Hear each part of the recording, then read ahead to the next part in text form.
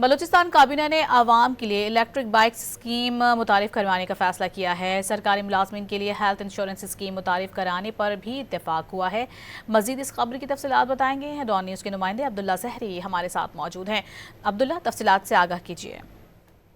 جی بالکل، وزیر بلوچستان کی زیر صدارت کابینہ کا اجلاس ہوا۔ اجلاس میں متعدد اہم فیصلے کیے گئے، جن میں بلوچستان کے شہریوں کے لیے بائکس لانے کا فیصلہ کیا گیا۔ اس حوالے سے صوبائی کابینہ نے الیکٹرک اسکیم کے طور پر عام شہریوں سمیت سرکاری ملازمین اور طلباء کو فراہم کرنے کا بھی فیصلہ کیا، جس کے تحت بینک فائنینسنگ اسکیم کے تحت تمام شہریوں کو یہ بھی ای بائکس فراہم کیے جائیں گے، جبکہ سرکاری ملازمین، طلباء اور دیگر جو کاروباری افراد ان کو یہ تمام تر بائکس سبسڈی پر فراہم کیے جائیں گے، جبکہ اس کے ساتھ 2.5 لاکھ سے زائد صوبائی سرکاری ملازمین کی سالانہ اخراجات پر 6 سے 7 ارب روپے کے جو اخراجات ان کو کور کرنے کے لیے محکمہ صحت کے حوالے سے ہیلتھ کارڈ پر بھی ان کو منتقل کرنے کا بھی فیصلہ کیا گیا، جبکہ اس کے ساتھ ساتھ صوبائی کابینہ نے انٹرپرائز ڈیولپمنٹ پروگرام کے لیے گوادر اور آوران تک توسیع کرنے کا بھی فیصلہ کیا ہے، جبکہ صوبائی کابینہ میں اہم مزید بھی فیصلے کیے گئے۔ وزیر اعلیٰ بلوچستان نے کابینہ اجلاس سے خطاب کرتے ہوئے بتایا کہ بلوچستان کے مواصلاتی اور تعلیمی منصوبوں کے تعاون